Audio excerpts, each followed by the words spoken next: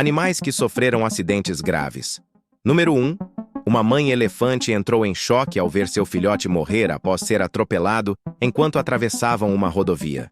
Ela permaneceu ao lado do corpo por vários minutos. Número 2.